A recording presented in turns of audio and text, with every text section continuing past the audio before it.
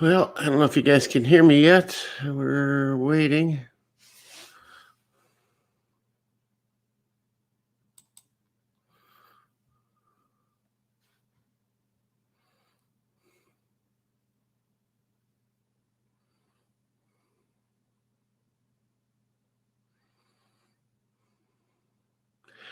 Okay, we are live and we have 0 people in here. Let's see if we have sound. Do we have sound? I hope.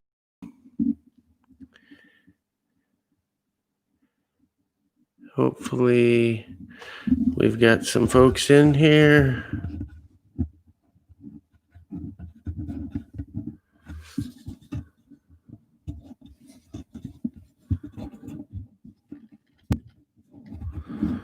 Anybody in here?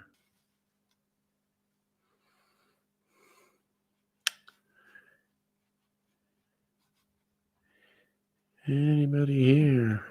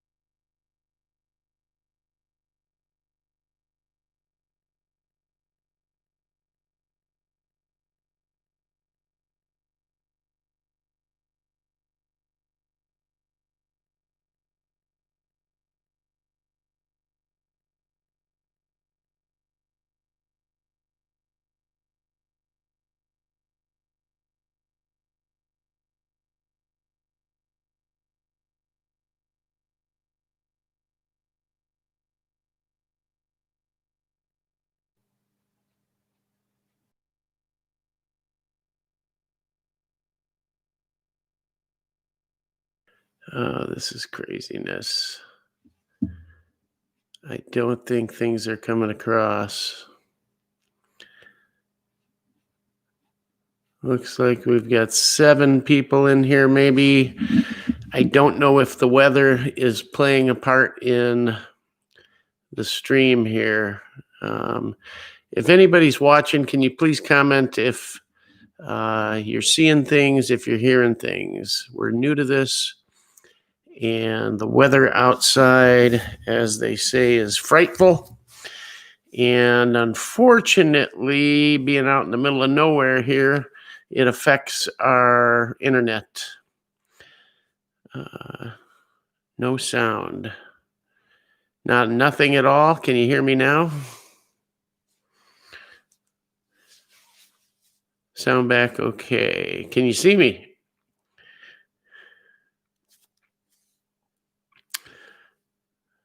I bet this is going to be, well, we'll see how it goes here. I previewed this thing a few hours ago, and it's the first time we did that, and I'm not sure how that's working out and all, but hopefully this thing picks up some steam here. I'm showing we have 5 people in here. Okay, we're good to go, according to Paulie Walnuts. I like that name. Anyhow, good. I'm glad we sound good. Just get my mic adjusted here. So if all hangs in here and keeps working, hopefully we get a bunch more people join in. First of all, Happy New Year. Everybody's going, well, I'm glad fixes for our virus have not seemed to have done much. People not trusting them or whatever, and they're getting them out there, but who knows? Everybody still seems all afraid. I'll give you our update on Corona, the China virus. It has not really struck anyone I knew until recently. A few people at work, not at work, but that I knew through work. had got it. Nobody died. And then my parents were in to visit me Thanksgiving. They went back down to Florida, and lo and behold, about 5-6 days later, my mom came down with it. She tested positive. Wasn't too bad. No bad for me. Okay. She tested positive. A few days later, my dad took a test. He was negative. A few more days go by, and all of a sudden, he's walking to his chair, and he trips and stumbles, falls. He's a big guy. He's in his 80s, and he couldn't get up. My mother couldn't get him up. They tried literally for an hour or two. You know, old people have an aversion to calling ambulances, I guess, but it's embarrassing somehow. But ambulance finally came. They got him up, got him in his chair, and he said he's fine, doesn't want to go nowhere. Fine, okay. Later that evening, he gets up to go to bed and gets to the side of the bed, can't get in, and it was like he had no use of his legs or no strength in him, and fell again. So this time they call the ambulance and they take him in. They put him in ICU. He had no real, lung issues, breathing, coughing, nothing like that, just this weakness and very tired. And they put him in ICU. They start him on that remdesivir, a 5-day program, 1 shot a day, and he's supposed to be out on the 5th day. Well, lo and behold, he's his good old self, and I'm sure he was probably causing problems for the nurses. So they let him out a day early. I talked to him last night. He's definitely his old crotchety self, and everything's good. So that's my experience with China virus. That's it. Then I go down to Tennessee on Christmas Day to meet my wife and kids who were already there, and spent 4 or 5 days down there. We're going to talk about some of the ammo I found down there, and get home. And lo and behold, my brother-in-law, who I had been with the whole time, tested positive. He's in the healthcare field. They all are, from their PAs down to nurses, down to orderlies, everything. And he tested positive that morning when he went to work. So here I am now. I don't know. I've been back since Monday night, I guess. And I don't have anything. I felt really, well, I shouldn't say that. I had really bad headaches for 2 weeks, but that was it. And then that 3 days before I got back, and including when I got back, I had headaches you wouldn't believe. So, and my daughter wasn't feeling good, who rode back with me. So we went and got tested Tuesday night, and the quick tests both came up negative. She had the more involved test that took 4 or 5 days. She just got that back negative too. However, while I was there, my blood pressure was 170 over something. They said 10 more points, they would have put me in the hospital. And they put me on blood pressure medicine. Guess what? No more headaches. So my wife, being BSN, now has me, I got every day off for the next God knows how long, taking tests and all kinds of other stuff. Let's talk about that. On the way down there, Christmas Day, we're coming from Wisconsin down to the Chattanooga, and I'm passing through Nashville. Guess what? At 6:30 downtown. On the highway, whatever it is there, 24 or 75, I forget. But I want to say my daughter's fiance said something about a smoke plume or something, but I'm not positive on that. I got to ask him. But we did see emergency vehicles going the opposite way on the highway while we were driving for 15, 20 minutes solid. I mean, just state police, Nashville police, sheriffs, everything you could imagine was flying the other way. And keep in mind, we're driving, the other way. We're headed east, and they're 20 minutes. They're flying, so they were, and didn't think much of it. Thought, oh, good thing we missed the accident or whatever. Well, yeah, I guess. So as far as the cell phone things, we did lose cell service. Now, Between us, we had Verizon and AT&T. Funny thing was, 6:30 in the morning, we had cell service, no problem. Had cell service all day, however long it takes to get from Nashville to Chattanooga, a couple hours. Got there, went to the Airbnb, and I was dead tired because we drove all night. The cell phones were working. They were watching Netflix through the hotspots on their phone. They left to go to the party. I wake up about 3, 4 o'clock to an empty house, no electricity, no telephone, no texting, no internet, no nothing. I thought, well, finally happened. My family's gone and the world's ended. Didn't for a few minutes. And I did have some cell service, but no texting and no internet. That went on for about 2 days, day and a half, something like that.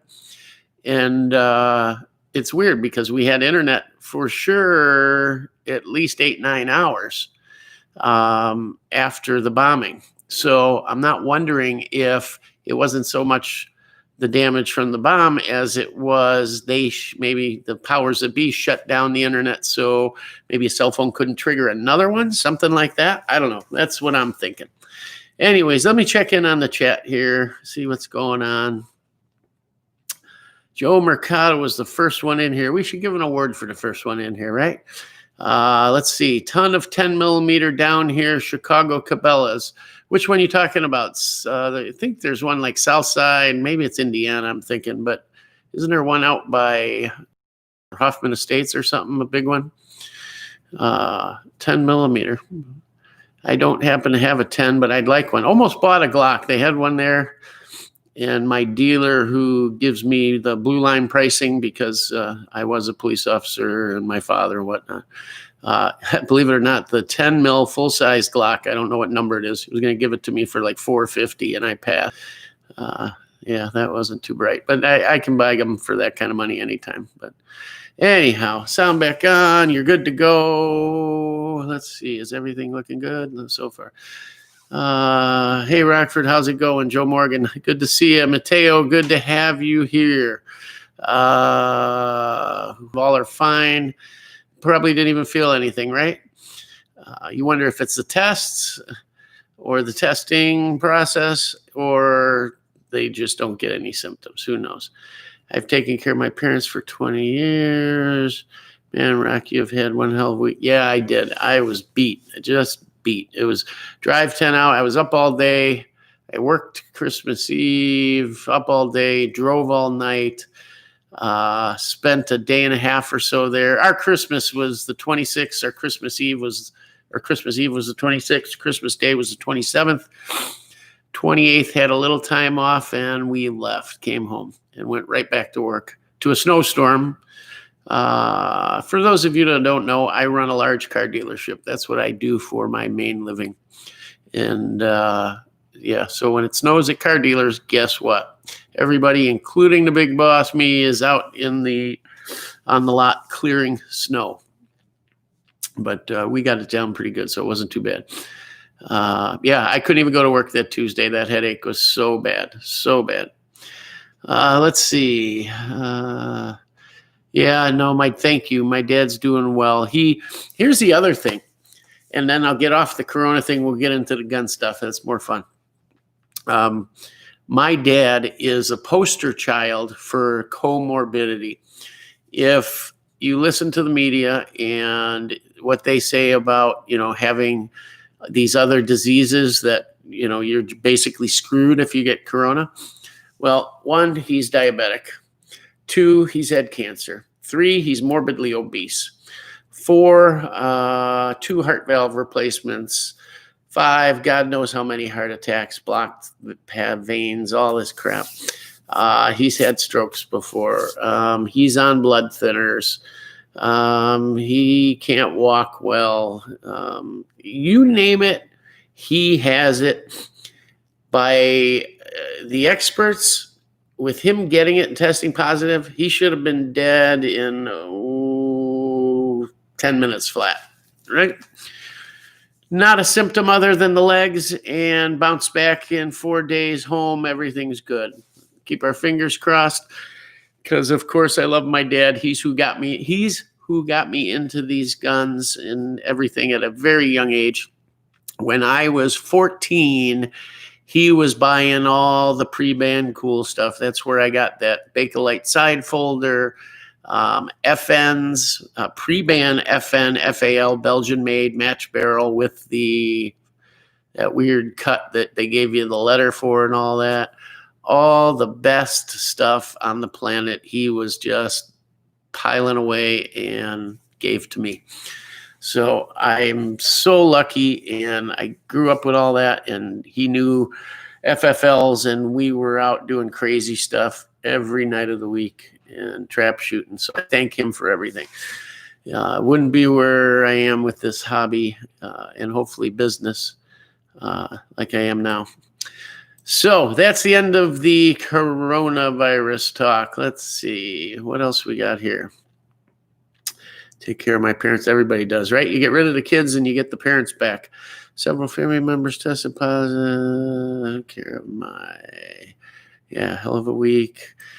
They will hamper communications to limit remote detonations. Yeah, I'm thinking that's what it was, because it was working from whenever it happened, 6:30 till I know at least 3 o'clock or so, 2 o'clock. It's working fine. When I got there, my wife was streaming Netflix, so it couldn't have been that bad. And we, like I said, we had both AT&T and Verizon, but then it was out solid the next 2 days. Let's see, 72 has dementia, heavy smoker for 65 years, diabetic, stroke, still managed to strike lady from CDC who tried masking him.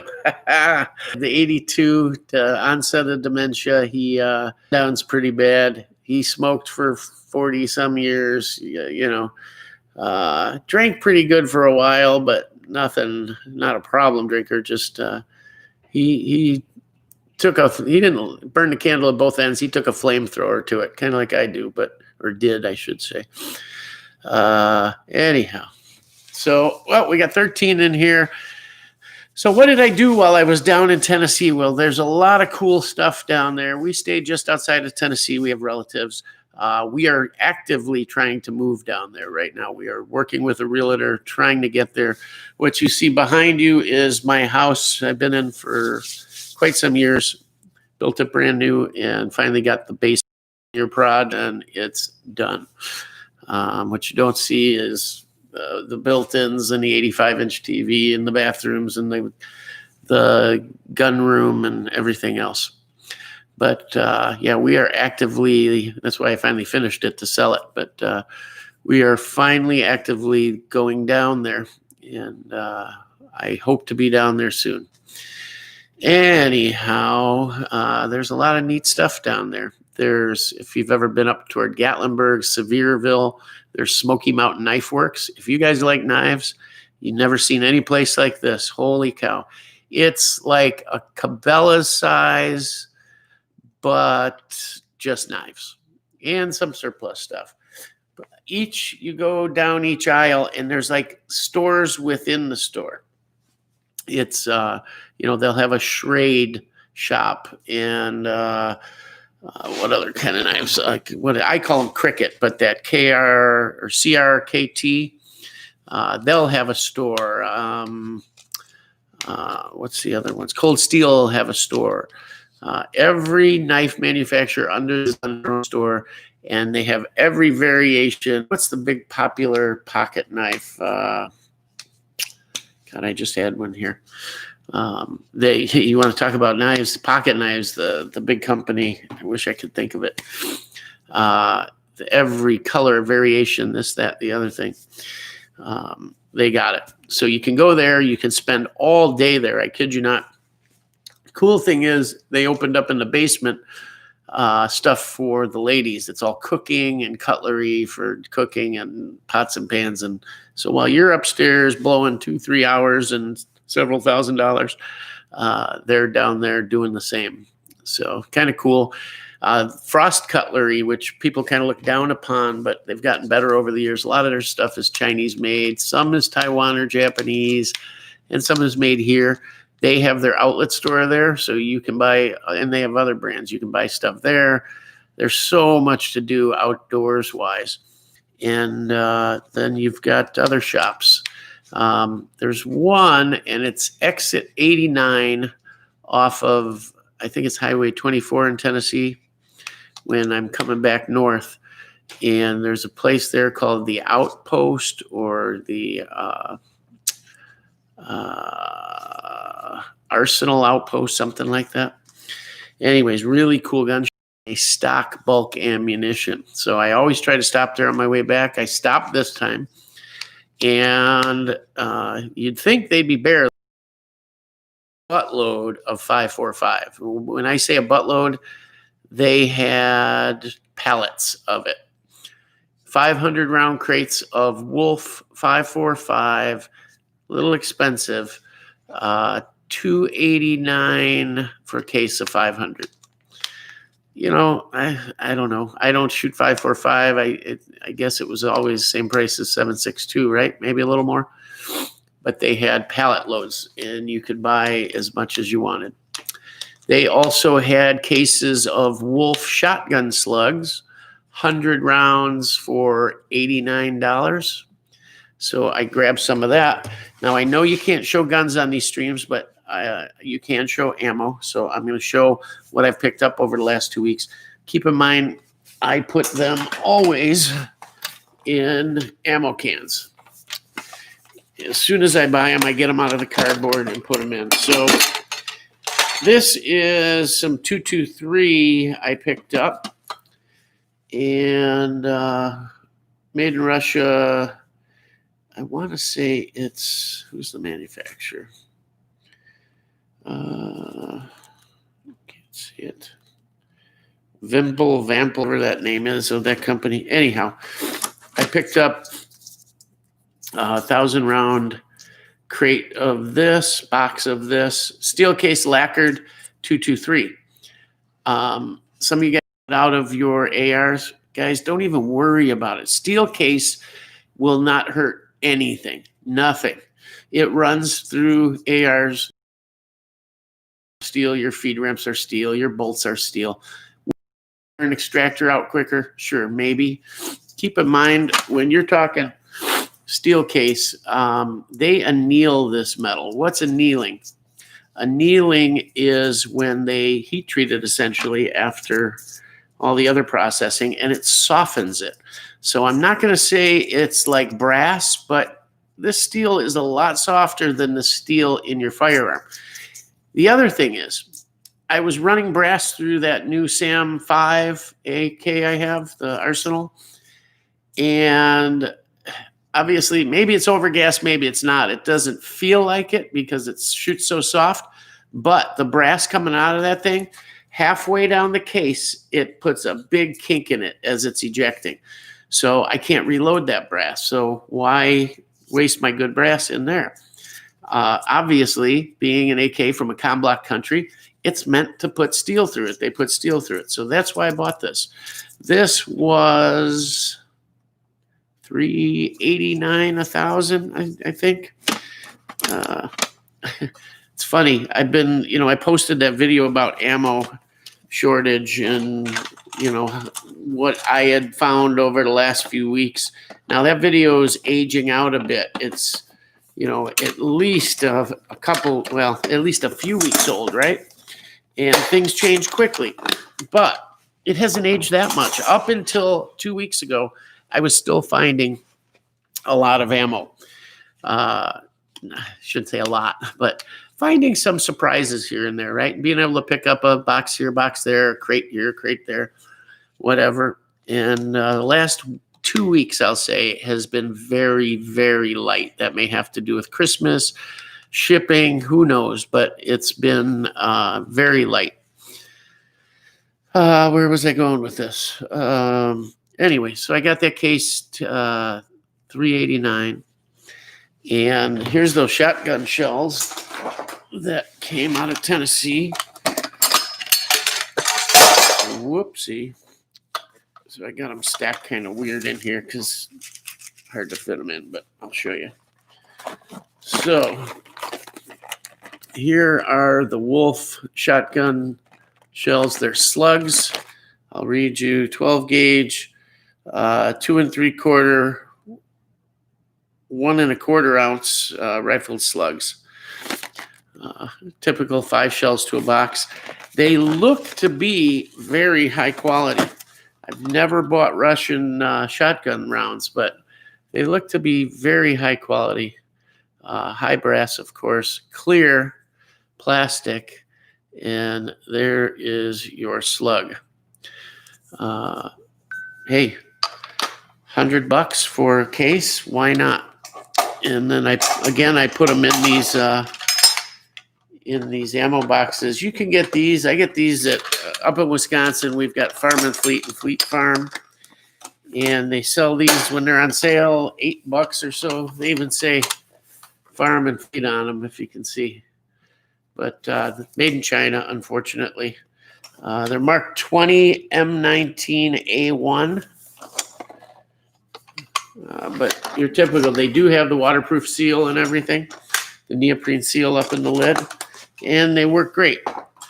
They'll hold 1,000 rounds of AR ammo and about 500 rounds of AK ammo. So those shotgun shells were under $100. They were like $89. Then, as far as pistol and rifle goes, they did have some 300 blackout on the shelves. The rest of the stuff they were limiting to 2 boxes. So they had 300 blackout. They had 6.5. They did have some 5.56. It was steel case. They had 7.62 Barnul. I bought. I don't know. I don't need it. I have put away. But hey, when you see it, I bought 2 boxes because it was normally. Case pricing works out to what, like $4.95 to $5.50 a box of 20, something like that. I don't know. At regular retail prices, I should say, when it's on the shelf. This was like $7.99 a box. I bought 2 boxes. The other cool thing, though, I got some, but not a lot, and I like Makarov pistols a lot. They had some Makarov on the shelf. Unfortunately, it was like the worst brand you could possibly get. But they had Makarov. They had a sign there too. This is not 9mm. This is Makarov. Same for I think 5.45. They had a sign up. So signs for dummies, right? But they had that. They had a lot of stuff. They had 308 steel case. I like shooting that out of my AR. If you guys watched my AR build on the Aero Precision rifle, some of the first ammo I shot out of that gun was Wolf 308, and oh my God, they were like all touching. I was so impressed with that ammo. I'm gonna get some more and shoot it. Doesn't hurt anything, guys. So that's what I found in Tennessee. Also found, went to the local Walmart down there, and it was one of the 500 that are no longer selling firearms. And I knew right away when I walked up, because the glass cases behind them there were filled with stuff like binoculars and different stuff. So I knew. I asked him, and sure enough, it was closing. And the guy was kind of a dick too. Just if you wanted, he explained it, and then he went, "If you need any more information, contact corporate at." I'm like, "Who asked you that?" I was just asking if you were one of the ones. Anyhow, while I was down there, I got this little knife, and it's kind of cool. It's got the little lanyard here, and they tie it up real nice. I like that, so it's not hanging, but if you need it, it's there. And it's in this Kydex sheath. It clicks in real nice. It's like a neck knife, like the frontier guys used to wear the patch knives around their neck. I like black powder and all that stuff too, and the Mountain Man reenactments and all that. We go to those every year. And so I've got some really cool, like 1800s style patch knives, but this has that for wearing it like that or tying it down. It also comes with this clip. You can put it on like I did, or you can put it on the long way here, and you can run your belt through it, or you can run Molly through it. I put it on so I can put it on my belt this way, kind of my side or whatever. It's just kind of cool. It's a nice little knife. I like the blade. I don't know what you'd call that, but it's very utility, like utility knife style. It's got finger grooves, and I forget what they call this stuff. Craton, maybe, this handle. Really nice grip and texture. Very hard, yet just feels good in the hand. And with the finger grooves and the thumb spot here, just really nice, whether you're cutting rope or slicing or got to outline something, whatever it is. Just a nice feeling little knife. Pretty sharp for what it is. I don't know what kind of steel. If I had my glasses, I could tell you. But it is one of those CRKT. It's something River Knife and Tool is what it stands for. I call it Cricket. That's what I always thought it was till I figured out what the name was. Let's get over to the comments here real quick. If I can get them to move here. Let's see what everybody's got to say. 10 millimeter Glock G20. Yeah, that's what it was. It was the full size one.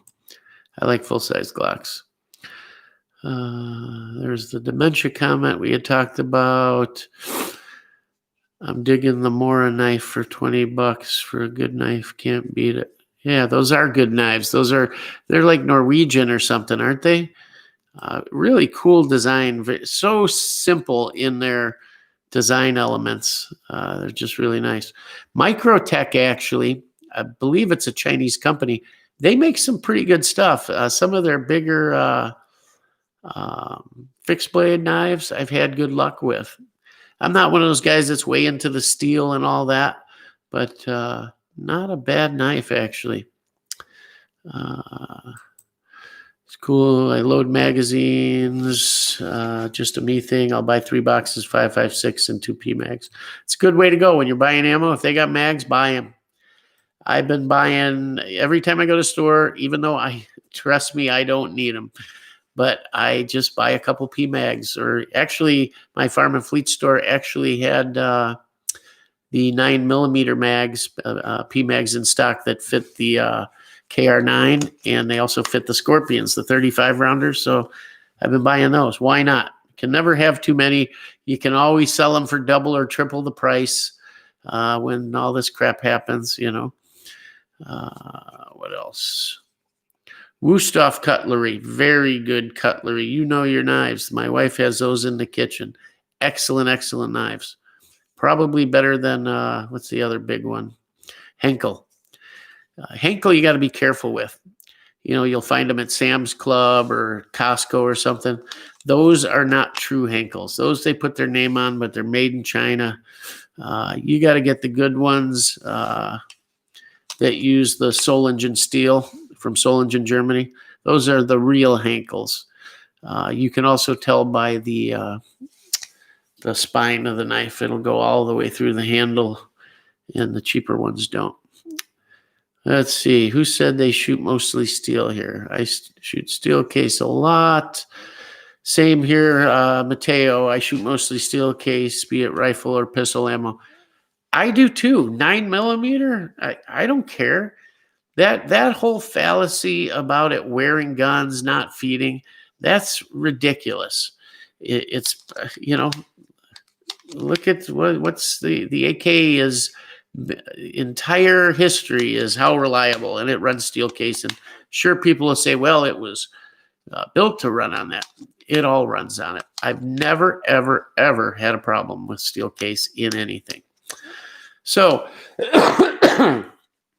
let's see, David, plenty of steel case, AK shotgun, 22 long rifle, and mag in Kentucky. Yeah, it seemed like there was a lot more ammo down there.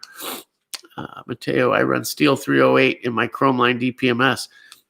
I watched that video if you haven't. I was shocked. When I walked up to the target, I don't know what I was expecting. But I looked and I said, I must have made a mistake. How in the heck? Incredible how accurate that was. And it was like a 5-shot group too. But very happy with it. Would I take brass? Sure, I would. I'd rather have American-made ammo, not for the AKs, but for other stuff. Sure. When it, 6 months ago, I was buying, well, maybe not 6, God, time flies. A year ago, I was buying Cellar and Below 9mm for $189 a case. Right when I started doing the Scorpion videos, my local joint had that $189 a case. I was buying 3-4 cases and ripping through them in a week. I mean, you take them Scorpions to the range, it ain't nothing to go through 1,000 rounds. You don't even realize it. But we've slowed down a little on that. So, but we were too. What else? 22 hard to find. Yeah, it was there originally. March, April, May. There was plenty of 2, and I always am buying ammo, and I have what I need stored. But for the channel and everything else, I keep buying. So, when other people still weren't worried about it, I was already buying and putting away. And I'd look at the 22, but you're like, I'd rather put my money toward this. And then, I don't know, April, May, maybe, they still had a lot of 22. I better. So I put away a few thousand rounds of that. And then sure enough, it dried up. It was one of the last to go, though. When the 22s went, the shotguns started going. Now the shotgun's even gone, other than Winchester white box 7.5s or 8s. Those are still out there. But yeah, or the real expensive turkey loads and stuff. What else? No small rifle primers or H335 or Ramtac gunpowder. I was lucky to buy a bunch of tack. I bought about 4 pounds of it by accident. I had never tried it, and I bought a bunch, and I really like that powder. So I was lucky to get that. But yeah, powder's even gone now. Powder, when that started getting low, I started buying that. Right before it got low. And I bought primers. I got 3,000 primers. I would have got more. I've got plenty of large rifle, plenty of large pistol, small rifle. I'm good, but I have zero small pistol because I loaded a ton of 9 over the last couple months, and I am out. But I sure would like to find some. Bud's Gun Shop. Funny somebody mentions that, David. That Bud's Gun Shop is in Sevierville, right next to that Smoky Mountain Knife Works. If you've ever been in there, you know how large Bud's Gun Shop is online presence. Well, when you walk in, it's just this big empty joint selling a bunch of T-shirts, at least when I was there. Not many guns on the wall. It's essentially a warehouse. Maybe that was when they were first building it or something, but it seemed like more of a T-shirt shop and a regular old gun shop with a few guns when I was there. But it's right next door. 100 rounds for $120. Jesus, no way. I will not pay that. That's the other thing. When I put that video up about the ammo, Mr. 2A EDU commented when he did his ammo about how guys were jumping on him about it, that he was a hoarder and this and that. And I thought, why would they do that? Well, he was right. Sure enough, man, these people are just rude. It's like, dude, I'm trying to help you here. And they're talking about, oh, he's just showing off all the ammo he has. Why the hell would I want to do that? I'm just trying to help. And it's simple advice. It's go to your stores more than once and freak out that you can't get any ammo. Stop in 2-3 times a week, different times, different stores, constantly be looking, and you will by accident trip into something as they're putting it on the shelf or whatever. That's all it was. But these people are just rude. Unbelievable. I finally went off on a couple of them. Screw them. But I can't believe it. And they're talking about, oh, quit shooting it all, and you're hoarding it all, and this and that. I'm like, and these most likely are guys that, shoot 2-3 boxes a year. Or they buy their gun, they buy 2 boxes with ammo with it, and then it goes in the nightstand, and they've got the gun and a box and a half of ammo left for the next 10 years. but they want to bitch about ammo. They don't know what ammo, what kind of amounts that real shooters go through. They have no idea. Anyhow, plenty of powder. I got everything but small pistol powder. Primers. Got plenty of powder, plenty of bullets, plenty of everything. Just missing those. Hey, why don't you guys comment here how things are by you, what you've been finding. Is it gone? What? 50 rounds tool ammo for $30. You know, that, I guess by today, well, it's steel case. That's expensive, but it's better than $1 a round, right? Southeast Tennessee is a great place to live. That's where we're going to live. Somewhere between Chattanooga and Knoxville, most likely. What was the area there? I'm trying to think of the town. Cleveland and north of there. Some really nice little areas. Want some property. I don't want a subdivision. We're going to have, I'm on 10 acres now. We're going to have at least, I'm hoping, 20, 30, 40 acres. And build a house or have the house there or whatever. But that's what we're going to do. I used to be able to shoot here, and I want a place I can shoot right out the back. I don't shoot here anymore because a neighbor built a house, but sick of going to the range all the time. Yeah, someone else saying they've had great luck with Steelcase 308. Everybody has. Everybody seems to have. Let's see. Let me catch up on messages here. Oh, there it goes. It jumps on you. You're trying to read, and then all of a sudden it's gone. It jumps up, and you can't catch up. Plenty of 12-gauge birdshot available. Yep. Yeah, online there's still some ammo, but and I kind of keep my one main supplier to myself just because I don't want it going. But I turn a lot of guys on to other stuff, but my one guy I kind of leave alone, and he's very, very light. The only thing he has for 7.62 are 1,000-round crates of some old surplus stuff. In 5.56, though, he did have some Israeli stuff, 500-round cases of that. It's called planning ahead, Rockford. Yep, that's exactly it. We plan ahead, they don't, and then they want to blame you. Sounds like how liberals work, doesn't it? Pretty much. It's easier to whine and complain than put in the effort. You're right. And YouTube can be weird and fickle. You are correct. I gave up looking for ammo. It's too much work and too expensive. Well, don't give up. I mean, stop in. You keep buying, even if you have yours put away. Keep looking because you want to shoot. You want to practice. You want to have fun. It's all about fun, right? So keep looking. That way you don't have to break into that stuff. Let's see. Had family. Michael Hatfield. Welcome, Michael. Had friends and family, even a neighbor wanted guns or ammo from me.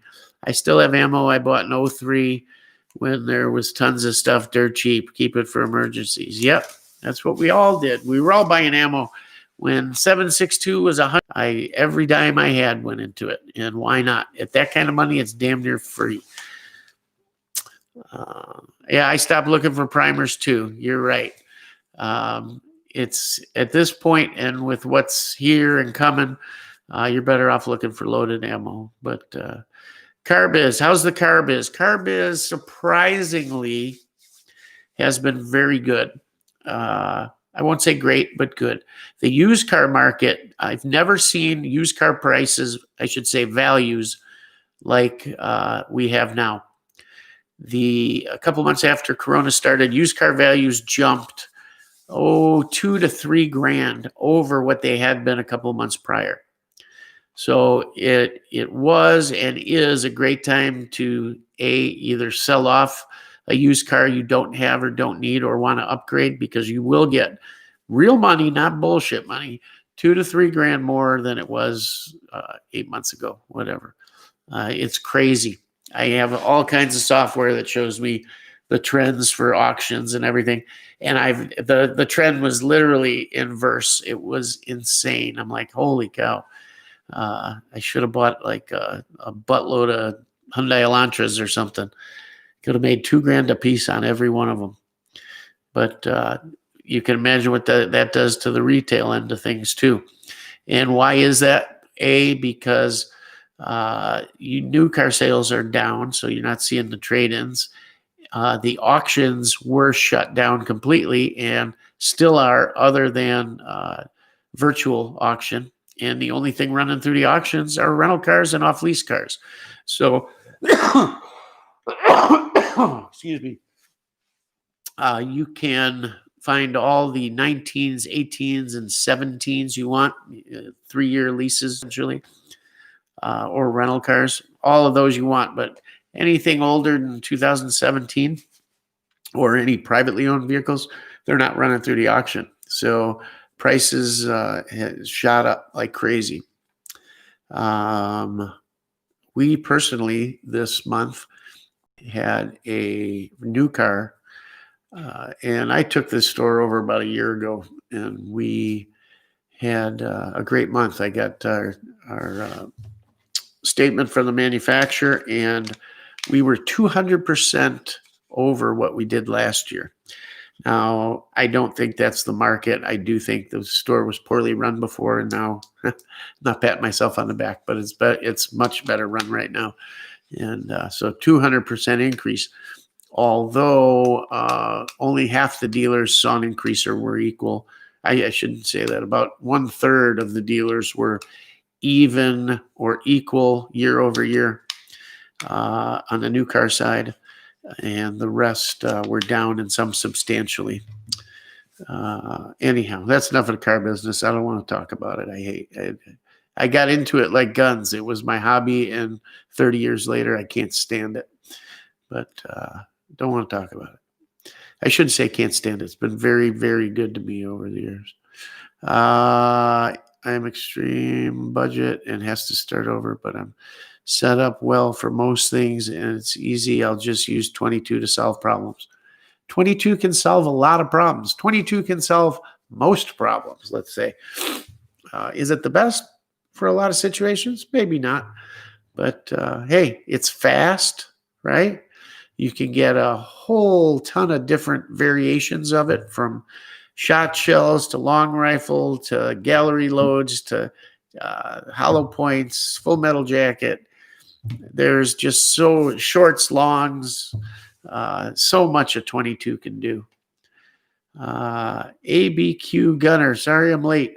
What have we already talked about? You didn't miss anything other than me babbling about how Corona affected my family recently, which it really, I guess in the end it didn't. And babbling about a little ammo here. What else? Hyperinflation. When this started, guys, I told my wife and my kids, we were literally having a family meeting. I said, this is something we have to sit down and talk about what our plan is, because this is the real McCoy. I told them. I just felt it when it was happening. I knew from my end what I was thinking. It was all bullshit, and something was going to happen. So I told them that day, I said, I'm not worried about any virus. That's not the worry. I am worried about the economy. And when they were talking about shutting it down, I said, you know what? This economy can't handle 2 weeks of this, let alone 2 months. I remember thinking the second week, third week, shit, it's over. It's over. We're done. 4 weeks. Oh my God, we're done. 6 weeks. Forget it. Now look at this. We're coming up on a year. Yeah, some stuff's open, but look at the GDP and everything. And the amount of money we printed, $1 trillion. Now they're going to print damn near another trillion, and all of it. How pissed should all of you guys be? You guys should be screaming mad. We should have pitchforks and torches outside the castle, because they are taking $1 trillion and giving it to everybody under the sun, every country, for walls, for that, of your money. Your money. You are going to pay back every dime of that, every dime. And they're giving it away. And guess what? In the process of giving it away, They're stealing half or more for themselves. They all have these pet projects, and all it is a way to siphon money back to their account. That's all it is. That's how Nancy Pelosi, 60 years in government, with a salary of never over 100,000, has 3 multi-million-dollar houses and has the balls to sit in front of two $20,000 Sub-Zero fridges. Not one, two Sub-Zero refrigerators. Guys, I bought one. They're 15 grand. 15 grand for the base shit box. And she's got 2 of them filled with Haagen-Dazs. Unbelievable. And never held a job in the public sector ever. Bernie Sanders, communist, worked for a party all his life, never had a single job outside of government, not a paper route, not at a hot dog joint or a burger joint, nothing. Only worked for the government, and he has 3 houses, all of which are worth in excess of $3 million each, and much higher on some. Tell me how that happens. Programs like this, where they're siphoning it off, and it comes back to them. They're stealing your money. It's the of stolen wealth from the middle class, all classes actually, that there has ever been. If you think the Affordable Care Act made money, see, when they drain one thing and it's done, they can't suck one more penny out of it. They come up with some new genius idea to take more money. Well, guess what? This time, you're not getting out of it. They're going for all they're worth this time because it ain't coming back. There is no way you are going to print that kind of money, have this kind of debt. There is no way. You can't get out from under it. I don't care how strong our economy is. Not happening. Not happening. Hyperinflation is going to hit. And the old saying of a wheelbarrow full of money won't buy a loaf of bread. That's exactly what's going to happen. And all the classic signs are there. Look at Venezuela. Look at our stock market. It's running up, up, up right now. It's this huge spurt before it takes a giant dive. Matter of fact, Monday, I'm on the phone selling everything I got. It's coming out of the market. Problem is, I don't know where to put it. No idea. Because what's your dollar going to be worth? You put it in cash? I don't know. Can't buy that much gold that quick. And if you do, where are you going to put it? Where are you going to store it? What are you going to do with it? I don't know where to put the money. It's the only thing worth anything are bullets and guns, right? Food, but you can't even find any preps for that unless you just want to buy bulk and stuff. But man, it's guys, and it's funny. I preach to my wife like this, and eventually she's just like, shut up. I can't take it anymore. It's all you talk about. And it's not her being upset with me. It's she's scared and doesn't want to hear it. She knows she's a very smart lady, much smarter than me. And she knows she just doesn't want to hear it. It's human nature to just want to stick your head in the sand and hope it'll blow over. And, every time something like this happens, it's not that I hope for. She says, you're hoping for this. You're hoping for this. You want it to happen. No, I don't. I do not. What I do, what I prepare for, what I have is there to give me peace of mind. So when I lay my head down at night, I know that if something happened, I'd at least be okay and my family be okay for a while. For how long? I don't know. Yeah, Bitcoin is under 30,000. Guys, a few weeks ago, it was $8,000. I should have bought it. My son was telling me I should have bought it. I could kick myself. But I don't think Bitcoin's where it's at. I don't know if you're going to see those huge gains anymore. What if they announce that's not going to be the big one, what we're going to use here? Because the dollar's going away. You're going to digital currency. I don't know. But see you in the Orient Fixer, Mateo. See you now, and I'll see you later. Ha, ha, ha. Must be an inside joke. I don't know. Give to the poor, and your reward in heaven will be great. Yeah. You know what? That's a nice thing. That's what this country is made of. We don't need all these programs and everything. This country is a country of very kind-hearted people, whether it be through churches or private organizations or what non-for-profits. Americans to deserving people. A leg up, not a handout, right? Anyhow, yeah, look at food prices, what they've done. Guys, you can tell me I'm nuts. I hope I am. I hope now you guys are looking back at this, watch this video and go, look at that friggin' idiot. Doesn't know what he's talking about. Tinfoil hat. Should I get a tinfoil hat? Maybe I should make one. No, maybe I am. I don't know. Common sense. Look at common sense. And what does it tell you? Can you print that much money and unbury yourself? There's nothing to back it. It's just trust in the government. When that goes away, and you're damn close to that with the election crap, what happens? It's worth nothing. Nothing. I don't know. Long-term silver, gold, sure. But again, Orient Fixer, it's good to have you here, man. You're Illinois, right? Chicago, Northern, something like that. I thought we were going to get together one time. I thought, yeah, your wife has the same reaction. That's why she knows what's going on. She understands it. They're scared of it. They're scared. And when you talk about it, it bugs them. Joe Morgan, that's what I invested in, was steel, lead, and food. What do you say? Tin, lead, gold, and silver, right? Gas is creeping back up. We're still lucky. In Wisconsin here, I'm under $2 a gallon. We didn't have a problem. If you cross into Illinois, though, holy cow, the taxes down there. I am so glad I got out of there. It's unbelievable. I'm getting my Chicago home ready for. Oh, you're in Chicago too, Michael Hatfield. Are you in Chicago, or suburbs? I visit quite a bit. It's got to go because it's not going to be worth shit a year from now. I don't believe so, at least.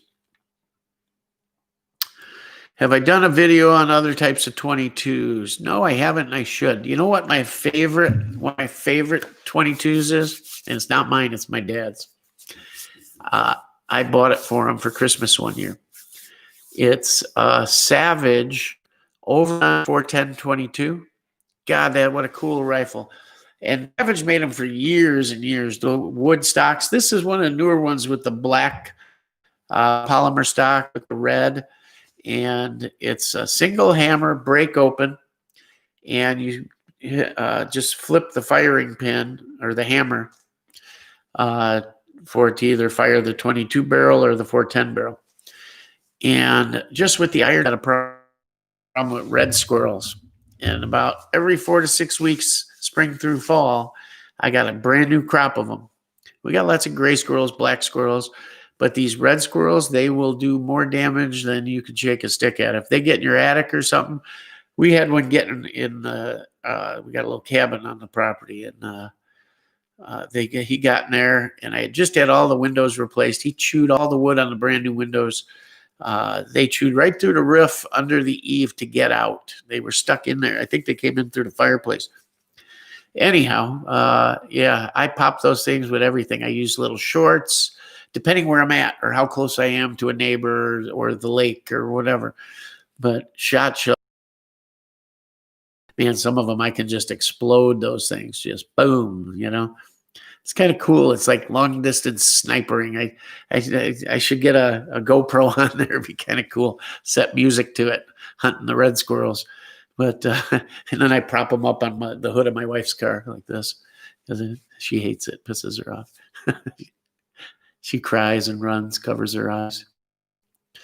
Anyhow, it's funny. What do we got here? Okay. America was fine until they messed with it. They need to go slip on a banana peel. Why? You put it so nicely.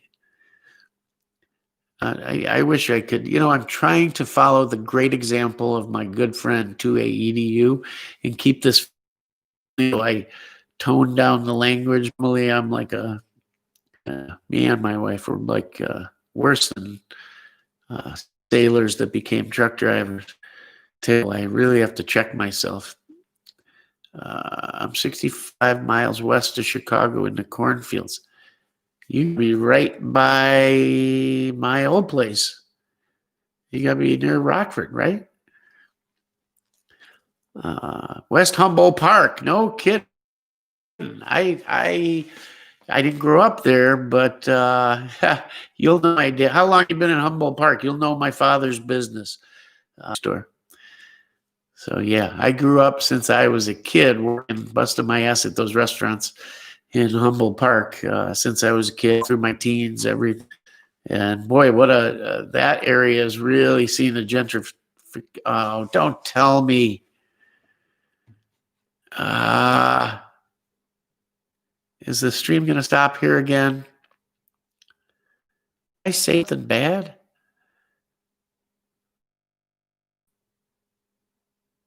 Hopefully it's running. Is it running, guys? I got the notice that it was screwing up and my counter is stopped. But hopefully it's going. Yeah, it looks like it's going. If you're not seeing it, let me know. Okay, let's get back to this. So yeah, Humboldt Park. They've really redone that whole. It's nice now. Highest gas tax. I know when I lived there, you did not buy gas in Chicago. You did everything you could to not buy gas in Chicago or cigarettes. It's crazy. That's saying a lot. Consider. I love my little HR 922. Yeah. And Marlin 795. I got a bunch of old 22. My dad loves old 22s. He'll go in a gun shop and there's all kinds of new, crazy, nice stuff. And he'll search out the oldest beater 22 on the rack and buy it. Doesn't matter what it is. He'll buy it, redo it, shoot it, use it for parts, redo the wood. He loves 22s. That's like his little hobby. Sir, see you later is in reference to 2AEDU in his stream. Is he on tonight? Oh, it's Friday. God, I'm off a day. And well, he won't be on for a while yet. So yeah, I'll see you later there too. I'm screwed up. Man, I'm glad I did this early. Because I don't want to be, you can't be in competition with him. You lose every time. It's like the saying in the car business we have, you can't beat the man in the red suit, right? Meaning you can't sell cars the week of Christmas. It's hard. Anyhow, no, it's good. What brand of gun vise do you recommend? You mean for cleaning or for building or for putting jigs in or like the ones for the ARs with the mags where you put it over the mag well. As far as those, I've just got to just find a good, decent, forged unit. If you go, even Harbor Freight for that matter, if you can find an old one at a garage sale or something, probably better, but get yourself some soft jaws for it. Make some jaws for it. Let's see. Paul Walnuts grew up at North and Central. All right. I grew up at Devon and Central. Edgebrook area, if you remember. It lagged bad, but you came back. Good. I'm glad. Try the Walther PPQ subcompact. Those do look nice, and they've caught my attention. They also have their race gun for like a pistol for 3-gun. Had a blue trigger or something. I can't remember what they call it, but there's 2 versions. One's polymer and one's all aluminum or all metal. And I want the all metal one, but man, it's pricey. I shouldn't say it. I think it's $1,400, $1,500 compared to it really isn't that bad, but I'd like to have one. Well, oh, for cleaning. I've got what the hell vices are can't remember the name of it. It's a famous brand. The typical ones you always see, the gray ones with the reddish pads and stuff on them. I've got one I've had forever. that works great for regular, bolt actions and stuff. And they make a new one now called the Best Vice or the Greatest Vice. And it's essentially the same thing, but you can mount the mag well holder on it. And it works a lot better for ARs. And then they make their commercial version, which instead of the plastic base and all, it's got a metal tube base. And I have one of those that I use in the shop when I'm working on other stuff and building custom stuff. But that's probably the best. They're not that much money either. They're maybe a couple hundred. The other ones are under 100 or about 100. And they work fine. Just, I'm hesitant. I've got one that I've got bolted down that I don't want to move on the bench. And the other one, as many times as I'm doing something and I say, I wish I had bolted this down, the next job I'm doing, I got to spin it around somehow or do something. So I'm glad I didn't bolt it down. But I guess just depends how much work you're doing. The amount of work I do, I probably should have two. But, what else? When I was a kid, we lived 2 blocks from Palmer Park. I'm not sure where Palmer Park is. I know around us, we had Edgebrook Park. We had, what was that other one? Edison Park. Played basketball at another one down by North Park College. North Side, though, is where I grew up. And then when we were first married, I lived a couple blocks from Wrigley Field, Addison and Damon. Right on Addison. That was a great place to live before we had kids. You have 2 of those red and gray ones. What the hell's the name of them? Can't imagine. All that stuff, common stuff I look at every day. I can't remember the names of shit. I'm losing my mind the older I get. Joe Morgan, my AR vice is my knees. Yeah, done that. Sometimes it's easier, right? What else is going on? Anyhow, so let's get back to ammo. Then, so I talked about Tennessee stuff. And then locally in southern Wisconsin here, I stopped by, and it's Fleet. There's Fleet Farm, and then there's Farm and Fleet. And they were 2 partners. I don't think they were brothers. They were partners that were in the business together, and they separated. So one is like Blaine's Fleet Farm, and the other is Farm and Fleet. Different stores, pretty much same stuff. Similar to a Tractor Supply if you have one, or a Big R or something like that. But they always have ammo. And some of their stuff in normal times is cheap, but never the cheapest. They used to have cans of green tip, and they were always like $100 more or $150 more than you could get online. But I'm stopping through the other day. I went to a sporting goods store. They didn't have anything. I was going to drive by, and I figured, what the heck, I'll stop. It was the 3rd stop I made that night. I stopped at a local gun shop who has guns, had a lot of stuff, but I had money wanting to spend it. Couldn't find anything interesting. He had ammo. It kind of pisses me off in a way because I like the people and they're always fair to me. But this ammo thing, maybe they're not taking advantage. Maybe they are. A couple weeks ago, if you remember, I told you when I was buying the 5.7, I found the boxes, 150 round boxes of 223 Winchester, and they were $68. So 45 cents a round, right? I walk in, he's got the same boxes behind the counter. Now, he could have got them from his distributor as well. Or he could have run over to Fleet Farm and bought some, right? And funny thing was, they limited you to 2, I think, that second day. And I think he only had 2 boxes of it there. And he was asking $140 a box or $129 a box. It was essentially double. And I looked, because another customer had walked in.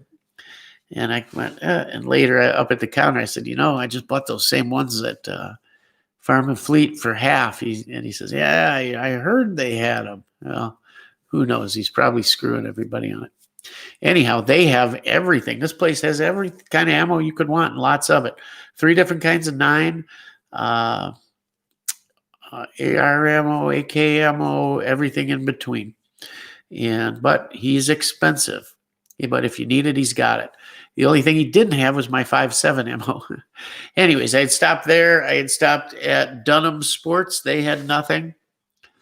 And last but not least, I'm driving through and I thought, I'm not going to stop. And then I pulled in and I go to the case and it's empty except for about 15 boxes of this Frontier. And it's 5.56 NATO, 55 grain full metal jacket, better known as M193. I don't know if you can see that on there. So I'm waiting there. I'm trying to find somebody to open the case. It's a glass case. And I had to walk away for a minute, which is, I really didn't want to. I figured, somebody else is going to come in and find a guy and they'll open the case. They'll take it all and I'll miss out. But I went over. I found a guy. He said, I'll be right over. Went back and stood by the door. And now there's a lady standing there and she's on her cell phone, probably calling the husband saying, hey, they got ammo. Do you want me to get some? So I kind of stepped in front of her. I wasn't too nice about it, but wasn't rude either. But stood in front of it, and a guy came over, and he says, how many you want? And I said, I'll take them all. He says, well, you can only have two. Well, why'd you ask? So I bought two, and it was $8.99 a box. So that's normal prices pretty much, guys, right? Well, not a little up, but hey, by today's standards, that was cheap. So I bought 2 boxes, and you know what? That'll go out and let me have a little range session with my DMR or whatever. Who knows? I don't know, but whatever. You get it while you can, and you're not cutting into your other stuff. Let's see. So I got that. I got that ammo. So that's all I've gotten locally is that Frontier. There was something else I got. Frontier and something else, and I can't remember what it was, but it wasn't much. I mean, that's all that was out there the last 2 weeks, guys. It's been really dead on the ammo department. Other than Tennessee was good. So, like I said, wherever you're driving, stop. I mean, it worked out. I'm in Tennessee. I pick up a bunch of ammo. Great. I'll get back here, and there's nothing. So, I have Poly SC.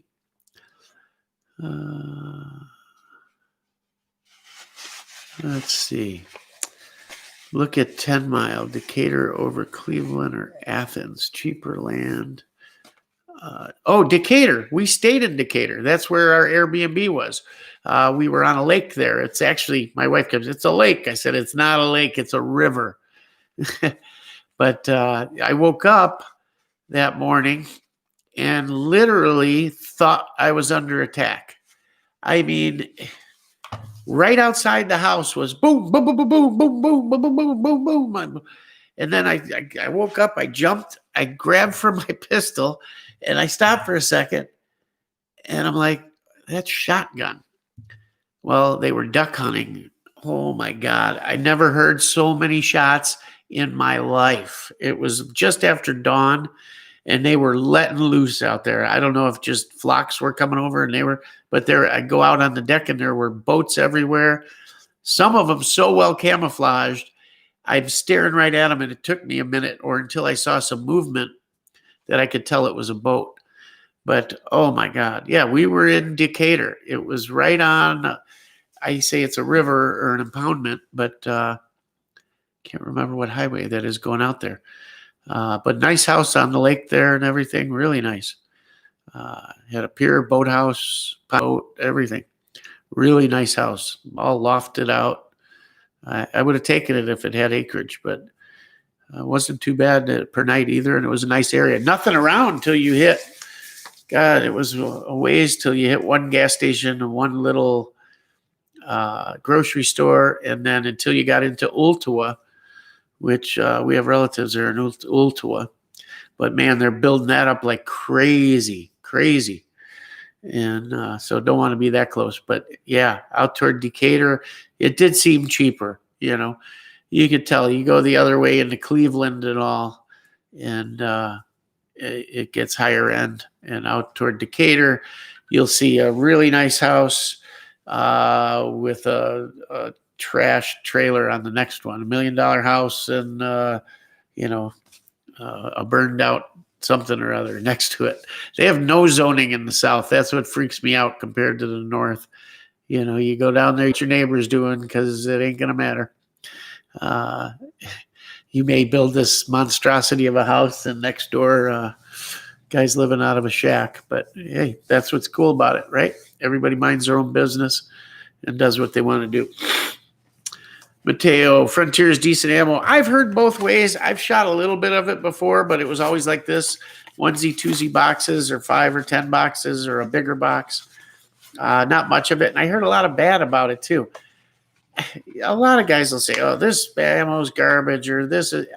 Frankly, I can't tell you the last time I shot some ammo that I could actually say, man, that was pure garbage. I'm never buying it again. Guys with misfires, hang fires, this, that, the other. I've never had that. It all goes boom. It's just a matter of how accurate. And even in that department, I've never had it not be minute a man. How's that sound? It's all pretty good until you start trying to get down in that sub MOA or sub 2-inch area. Then, okay, whatever. Hornady Black, man, you're a highline dude. I can't afford that stuff. Hornady Black, whew.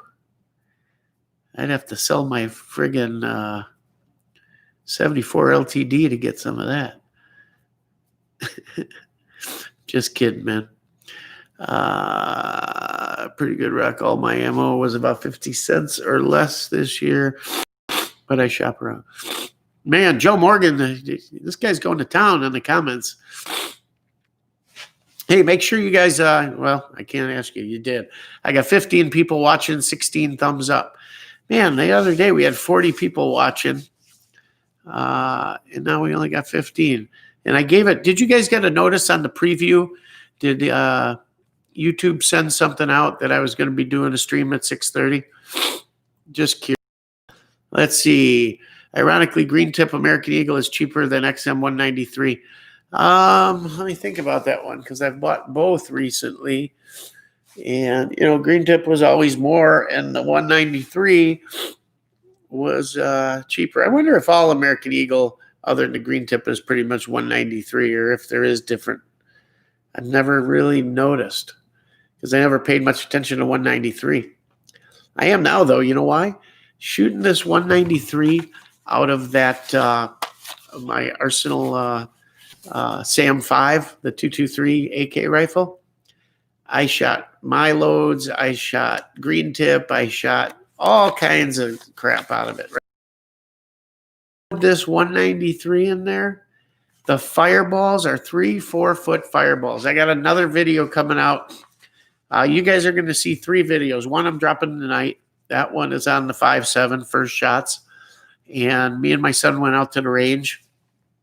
And the plan was to do a video on the 5.7, do a video on the SAM 5, a shooting video, because we hadn't showed, I don't think I did a video with me shooting it. So we were going to do a video on that. And the third one, I was going to do a video on what I found my favorite round for my VR80 shotgun. And I got a lot of call for videos on that shotgun, man. Crazy how many people watch those videos. But that's what we were going to do. We got out there. It was so windy. It was unbelievable. And even with the dead cat on the microphone, you guys know what a dead cat is? I'll show you. Hold on. Oh, my knees are killing me. Jesus. I sit too low on this sofa. Anyhow, this is a dead cat. It's what goes over to, you slip it over the microphone, and there you go. Looks like something else, right? Anyhow, it'd go over the mic like this, Anyhow, even with this on it, and this always has stopped the wind for me before, and I put that on, it's horrible. The noise of the wind and everything, you can't hear me talking, anything. on all 3 videos. I thought, what a waste of time and ammo, man. So I worked the software a bit to get muffle some of it down. And I finally, on the one video, I decided to kind of do a voiceover on a lot of it. So you're going to see a video drop tonight on the 5.7 with me doing some voiceover in it. And the other 2, we'll see how it works out. But you'll have a video on first shots on the SAM 5. And you'll have my favorite ammo in my VR80. Favorite light load ammo, I should say. And I'll give you a little hint on that one. It's Winchester AA's and not the red ones. There's these gray silver ones that I've been using. They're 1,300 feet per second, 7.5 shot. And they work all the time, every time. Same with the Vepr. Great load. They're not as much as regular AA's, and they're not as cheap as the Wally World bulk stuff, but a great compromise in between. Anyhow, let's see. $1 Million McMansion next to Meth Lab. Gotta love the South. Yeah, you hit it right on the head. You know who lives in Cleveland is the family that owns Little Debbie. And that's why we're down there. We are related to them. The Little Debbie snack cake thing. So damn near bought a house right in Cleveland, and I missed it. I wish I would have got it, but didn't work out. But that's why we're looking to move down there. Yes, I am related to them. My wife is, I should say. And no, I don't have their kind of money. Far from it. But yeah, they own the whole damn town down there. There's even roads named after them and the family name and everything else. Yeah, they're bigger fireballs than my mini Draco, bigger fireballs than anything. I mean, bigger than a Mosin. How's that sound? A Mosin M44. Here in Northeast Indiana, we got hit with a bunch of ice today. We are here too, and that's what's affecting the internet, because out here I can only get satellite. There's no cable internet. There's no nothing. We are in the boondocks. I got more bears close to me than I do people. Lots of bears. Big black bears. Internet went out twice today and is lagging bad. Am I lagging now? The Mike fur coat. You got it. That's exactly what it is. Yeah, Little Debbie. Yep. I love it. Oh, my God. I could eat Little Debbie. We come home with boxes and boxes and boxes. They load us up when we go down there. So I'll be eating some tonight, actually. Anyhow, yeah, I was just wondering what the ammo situation was around where everybody else is from. A lot of Illinois guys here, and I'm not far. I'm 10 minutes over the border. And I'm in Illinois quite a bit because my kids. But, they're in their 20s, so they don't want to stay with mom and dad anymore. So we kept the house while they were going to school. So when they're done with school, we'll junk it. Is Little Debbie Pro 2A? You know what? Great idea. I'm going to do a video next time I'm down there. If you were sitting next to the president of Little Debbie, let's say around a campfire, which I was 3 months ago, my son and I were at this campfire, and a bunch of other people, my brother-in-law, this and that. Guy comes, sits down next to my son. What's with the camera? Why did it just go out of focus? That's weird. Let's say the guy comes and sits down next to you. You wouldn't know who it was. You just think it was some other guy. They don't drive fancy cars. They do have a nice home and estate. But to meet them on the street, to sit around a campfire drinking beers, literally drinking, Miller Lights or Budweisers or whatever. Nothing fancy. nothing at all. They're not nose in the air. They are the most normal, down-to-earth people you would ever think. The women aren't dressed all to the nines. There's not a lot of jewelry and all that. It's the most normal every day. If I lined them up, you'd never know. You would never know. Same with the kids. Actually, the kids are forced to work for the company when they're younger, doing odd jobs. And then when they get out of college, he makes them go work for other corporations. And after they cut their teeth there and learn what the real world's about, then they come back to Little Debbie and work for the company. Is he Pro 2A? Well, yeah, we should sit around the campfire and a few shots will go here and there. And the next morning, everybody's out shooting. And yeah, there's a range on the property. And we have a blast, an absolute blast. Just salt of the earth, good old boy people. Magnificent. I can't say enough about them. And I'm not going to say their names or anything. If you want to know all that, you can find it easy enough. It's out there. Do a search. But him and his wife, just sweethearts, absolute sweethearts. Love them to death. And yeah, we have fun there. They can't wait till I get down there because they want to have a lot of fun. Speaking of that, I don't know, maybe you know, some of you may have heard me say, but I am opening an FFL. And that's why I've kind of moved things up. I want the FFL in place before Biden can start slowing things down, because I've heard rumor that he's going to make it very tough for FFLs, whether they're existing or new ones. And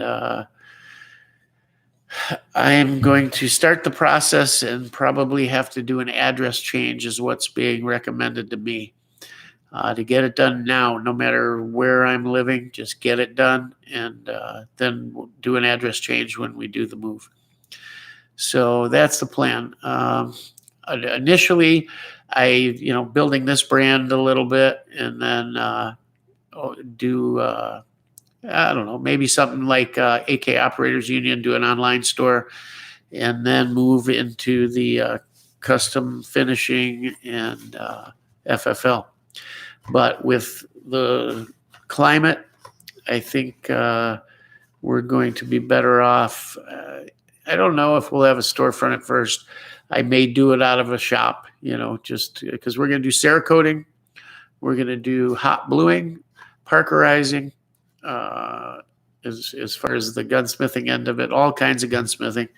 And the FFL is almost kind of an afterthought to it. I don't say afterthought, but I enjoy doing the other stuff, so I really wanted to get that up and running first. And of course, since you have your FFL anyways, you might as well do the retail end of it. But going to do an SOT with it, and yeah. So it will be in Tennessee, maybe in Wisconsin for a short period of time. We'll see. But that's the plan, and should be a lot of fun. I was planning on doing it in Wisconsin here, and the Tennessee thing worries me a bit. Because I don't know the market like I do up here, and the southern Wisconsin, northern Illinois market, I'm sure is different than the Tennessee market. I don't know if they're oversaturated with FFLs down there or not, but that is the plan sooner than later. So got to get it moving immediately now after the holidays here is what the plan is. And then we'll get down there. So FFL this year sometime. Let's see. Yeah, they are Pro 2A for sure. Have a ton of coyotes, no bears, wolves up here. Spent my career on the floor of the Board of Trade trading soybeans. No spoos. Got a buddy traded spoos for a long time. That's a business I should have got in. If you do it smart, it's a solid deal. I see a lot of Little Debbie in my future. Why is that? Gonna come down?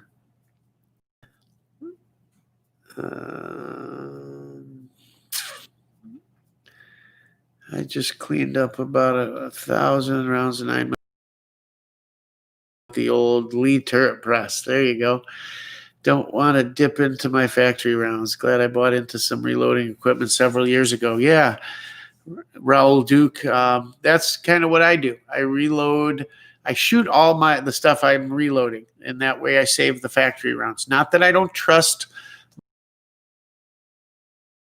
plinking, goofing around. I'll just use the cheap reloads I make. And then I also have some very good reloads that I will use for my DMR rifle, my precision rifle, stuff like that. But I always want to save that factory ammo for emergencies. So yeah, it's nice. The same thing as you. I do 300, 500,000 rounds. I only do off a single stage press. I do have a progressive shotgun press, but from my trap shooting days. But every stroke of the handle pops out another shotgun shell. Done. But yeah, very good that you invested in that. It's nice to know that you can scrounge up some brass. It still boggles my mind how much brass people leave laying at the range. I mean, I rarely do I buy brass other than 308 for the precision stuff, but God, I pick up every round. I just figure, why not? That was another thing. Guys said, oh, he's in my ammo video. He's bragging about having barrels full of brass. Well, yeah, it's because I wasn't lazy. And over the last 20 years, I've picked up 223 brass by the bucket full. And now I have a 55-gallon drum full of it, you know?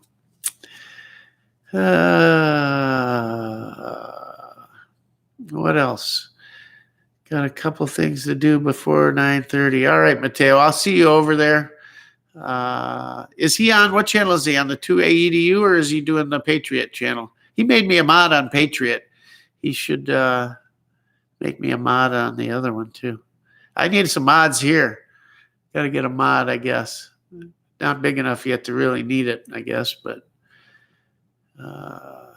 Mateo, you're probably right in line for that one. And 2A, I'll make him one. Rockford, support COs who support my rights. Yeah, absolutely. No, he's a good dude, good family. They love to shoot and they love to hunt. I've worked for an umbrella corp for a minute. Little Debbie has been a DSD company for 25 years. Good company, great product. Yep.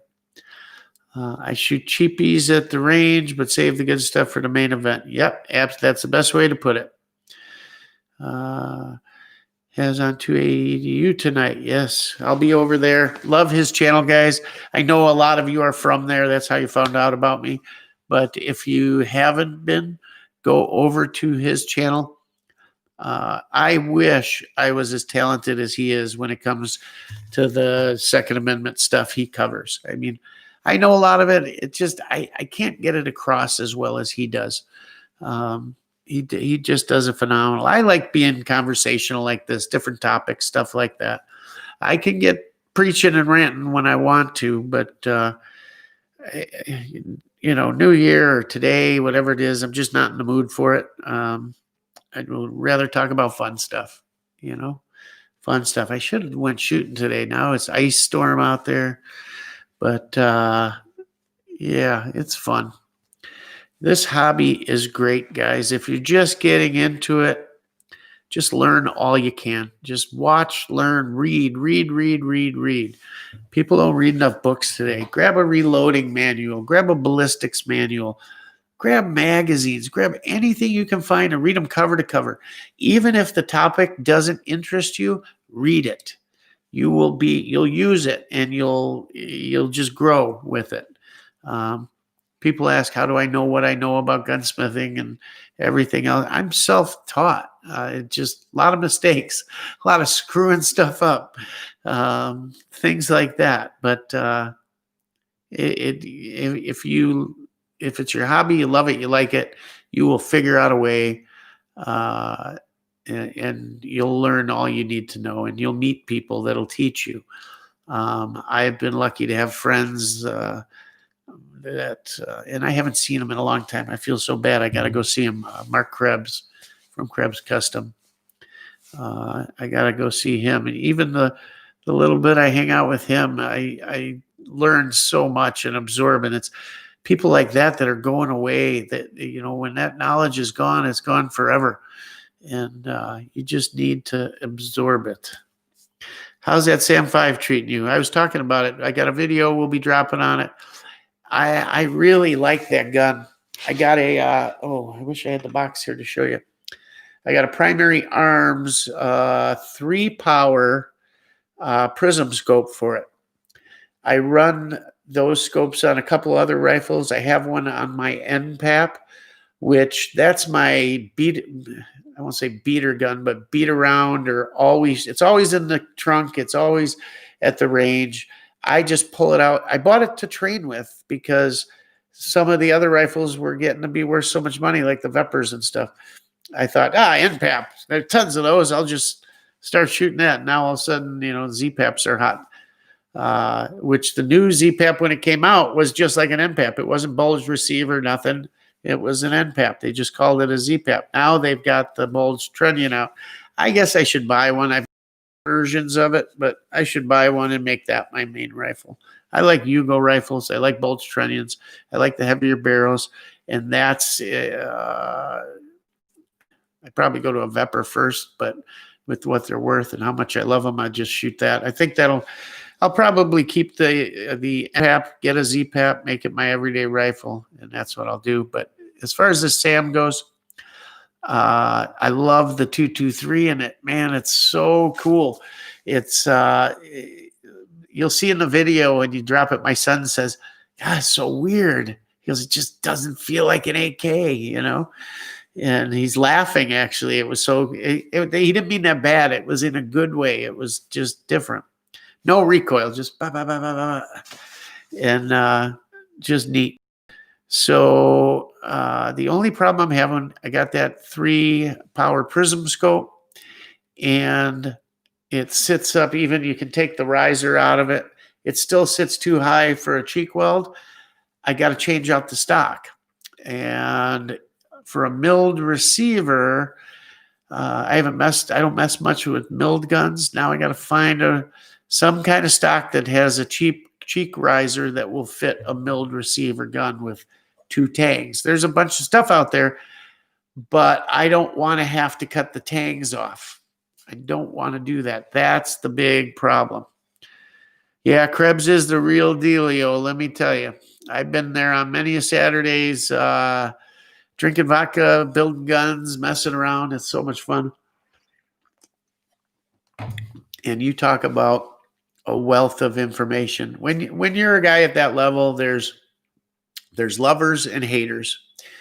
And I don't know how anybody could hate that man. The only thing I would say that anybody that has anything bad to say about him is jealous. That's all I could amount to, or just doesn't see things like regular people, because he is the nicest, funniest, laid back, talented dude you'd ever meet in your life. He's just awesome. I love hanging out there, and I wish I just, now that I'm back in the car business, my Saturdays are taken up, so I don't get there. But when before I sold my business, I was over there as much as I could. But he's a class act, and he's a blast. If you ever get a chance to stop in the shop, buy something in person, do it, because he'll come right out and talk to you. He doesn't have a problem. Just a cool guy. And the knowledge he has, I wish I had 1/100th of what's in his head. And to go shooting with him is a ton of fun. Oh, so much cool stuff. You can walk around that shop, and everywhere you look, there's a prototype this or something. Just one day he decided he was going to grab, and other stuff other than AKs. He was going to grab this rifle and try this too, do some weird Frankenstein thing. And they're everywhere. They're hanging everywhere. There's just, you go, oh, wait, that's an AK. Oh, no, what is that? And wild stuff. Wild. It's just that's Mark's job kind of now, is he will come up with an idea, start a project, and he goes into work and he tinkers with that project all day until maybe it's either becomes something or gets tossed in the junk pile. If it's something that interests him and he thinks he can make money on it, then he passes it along down the line, say, here, guys, what do you think about this? And then he's got his guys that are making the guns every day and all. It could certainly be streamlined and run differently, and he could probably make a whole lot more money than he does, but I'm not counting his money. I'm sure he does very well, but I'm sure he could mainstream it a lot more. How's that sound? But that's not his gig. He just wants to do what he does. He builds the rifles he does. He charges, in my opinion, not enough. Those guns are worth far more than what he charges for them. Anyhow, what else we got here? Knowledge is power. Seems like a gentle giant to me. That's a great way to put it. It is. It is. It is. We go for pizza. And primary arms is great optics for us poors. Yep. I never looked at them that way. I could buy pretty much whatever I wanted, but it's why'd you retract the comment? No big deal. Anyhow, I love primary arms. I think for the money, it's the best bang out there. Let's face it, guys. Vortex, where do you think those are made? Those aren't made here. They're made in China. Vortex is just another company that has a Chinese manufacturer making them stuff for them. And they call out for X level of quality and they pay for it. And that's what they charge accordingly. And they add their warranty to it, lifetime warranty. Well, how can you go wrong? In my opinion, the stuff that Primary Arms is making today is better than Vortex. I'm confident in saying that.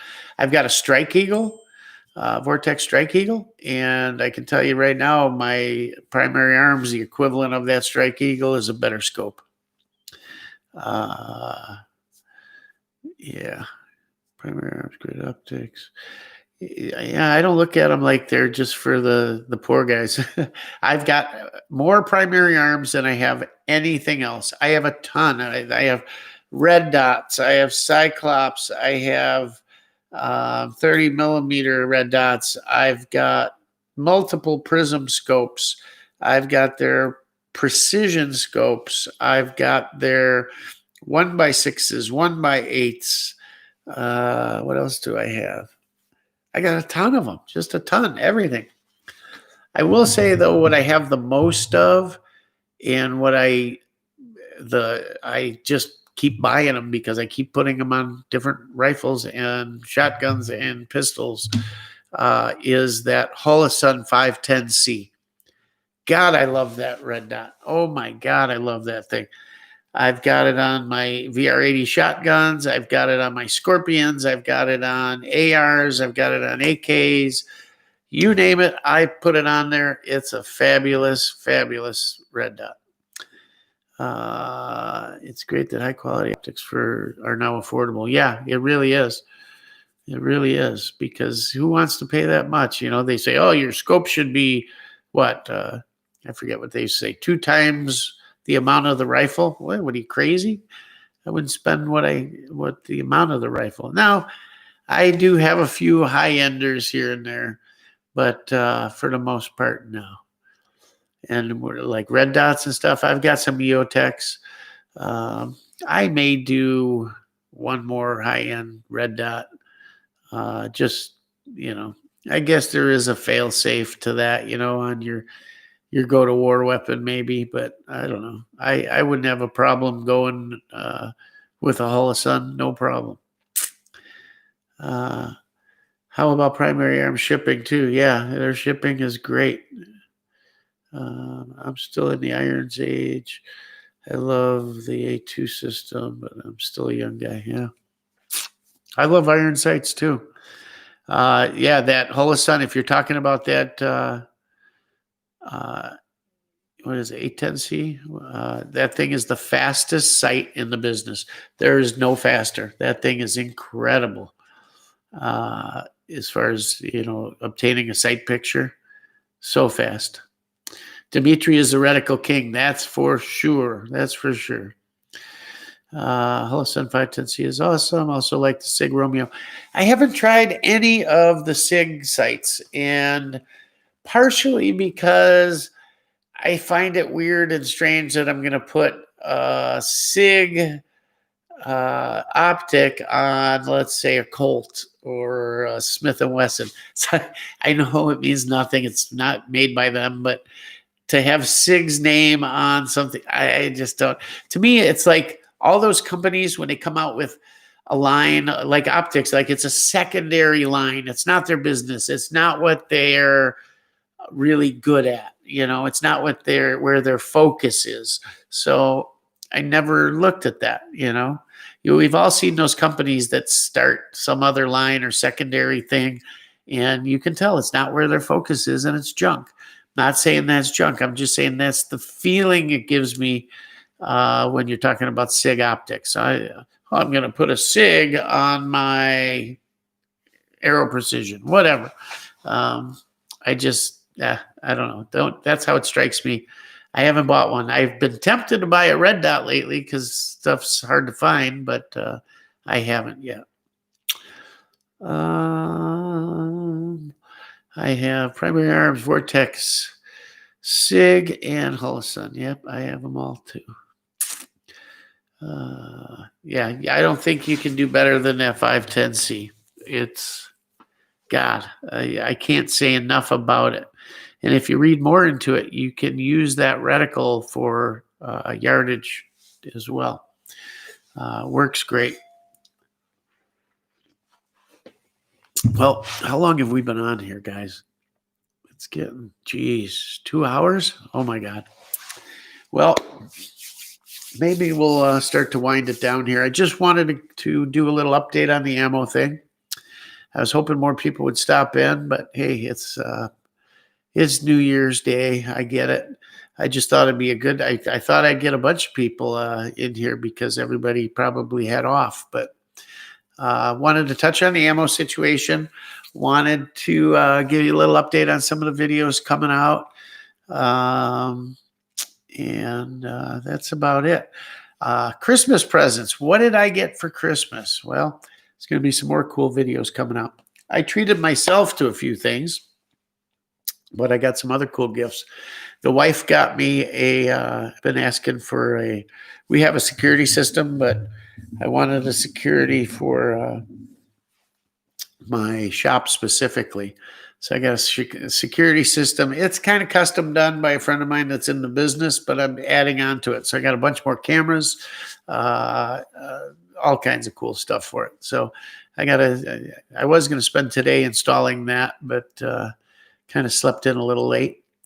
And I did get myself, and I don't want any to laugh at this because this is another thing for the pores, this is primary arms, but keep in mind, people will make fun of primary arms, but they're phenomenal. And people make fun of what I'm going to show you here, but don't. There's no reason to. The people that call this company out, they're full of it. It's just fine. I'll show you here. Got a plate carrier rig. So I haven't had body armor since I was on the police force way back, and all we had back then was soft armor. And, armor, steel plates, AR-500, heavy, but, pretty much foolproof, right? So I was putting it off, but they had a deal on this that was so incredible. I wanted ceramic, but the cost was high. And I wanted the weight because I'm not a skinny guy and I'm getting older and I don't move as fast and I get winded fairly quickly. This was a special ceramic they had that is not it will not stop 30-06 armor piercing. I don't believe it may stop 308, but it for sure stops AR ammo, including green tip and 193. And it also stops light armor piercing 7.62 by 39. And really, that's what I wanted protection against. How many people are out there shooting 30-06 armor piercing ammo? And 308, I believe it stops. If it didn't, it's going to slow it down a ton.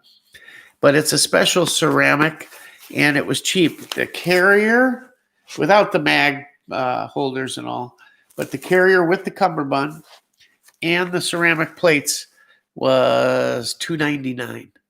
Crazy cheap.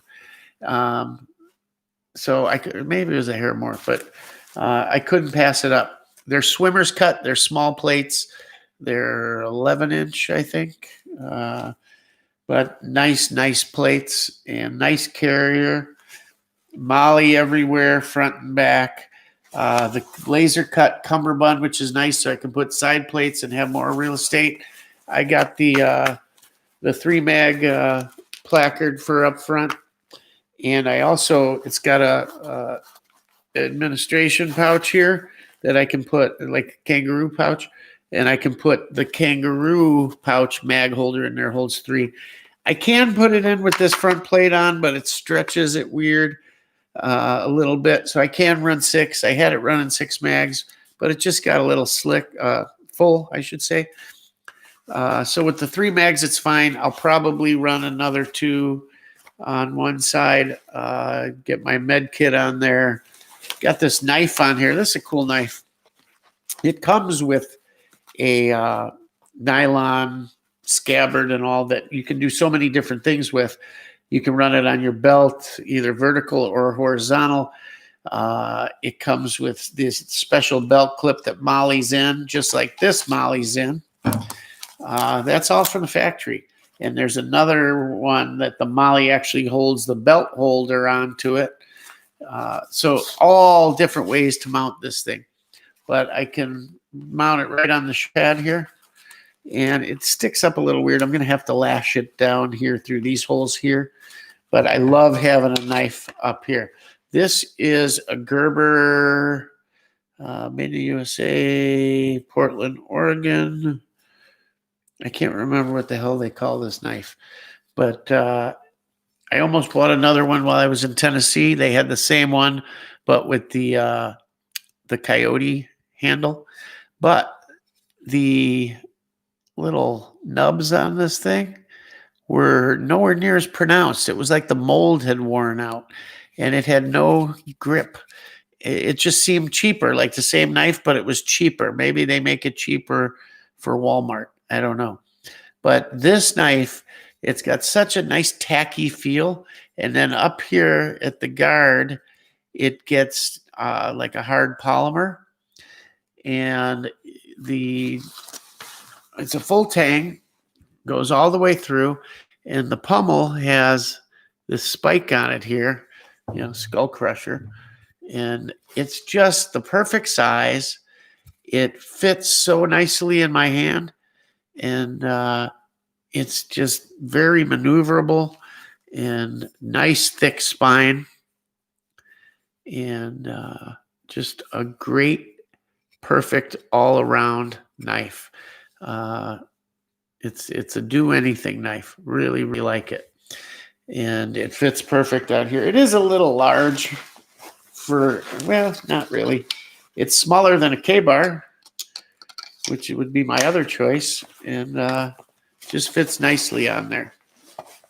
So anyhow, 3 mags, ceramic plate carrier, the ceramic plates, their plate carrier, and the laser cut cummerbund. I also got a dump pouch for it, and I need a different size to hold my med kit.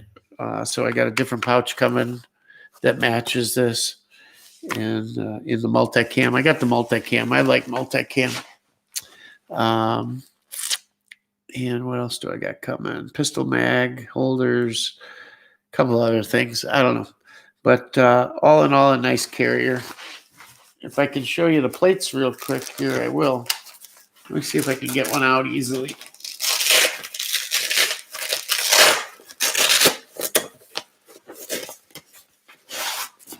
All right, so here's the plates. Swimmer's cut.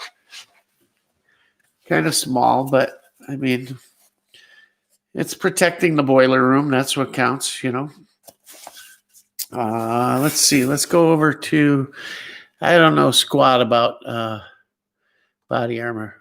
Just a little bit what I've read lately, but I needed something. So let's see.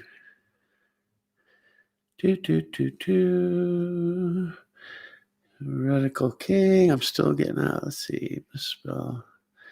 510C is great. Great company. These guys nonstop text me AR500. That is, yep, that's where this came from. That's a great buy. Yeah, it is. And it was only, it's not one of their main ones. It was like a special short run of these. Another company must have made them for them. I dream to be a Marine like you, sir. Thank you for your service, Mr. Dennis. Oh. Go reserves, young man, and cardio. Yep, I agree with that. What MOS? Yeah, what was your MOS? 1371.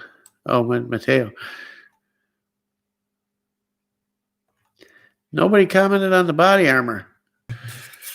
Anyhow, that's the place. But it's rated, let's see. It gives serial number, size, model. It's their model L210, whatever that is. It was made November of 20. And threat level 762 by 39 API BZ. 5 years is the warranty period. That's it. That's all it says. So, anyhow, nice and light too. That's a nice thing. This thing is very light compared to steel. So, did that.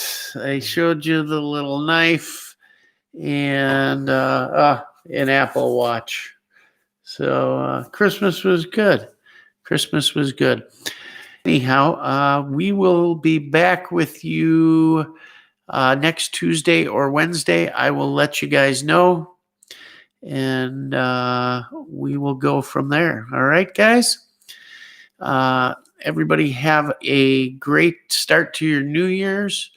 And keep stacking it as much as you can. Keep looking. Keep your powder dry. Keep your heads up. And keep your head on a swivel. And pray for our president. Let's see if we can't make it through this, huh? Anyhow, guys, thank you so much for coming. I appreciate it. Appreciate you stopping in just to listen to me babble. Hopefully I'll find a groove here with this live stream thing. Let me know what you think of it. I'll throw a few comments in. Let me know what you think, where I could improve. I won't take offense to anything. I know I suck at this. But or let me know what you want to talk about, topics. If you guys want to hear about a topic, I can prepare for it and be more ready. So it's not so much off the cuff. Or maybe you like the off the cuff stuff. I don't know. But let me know and go over and see my good friend 2AEDU tonight. He starts, I think, 8:30, but that's Michigan time. So like 9:30 Central, I think it is. But go over and check him out. You will love his channel. He's a good dude. And we will see you later. Thanks again, guys. As always, Rockford Ordnance out. Give me some ideas in the comments.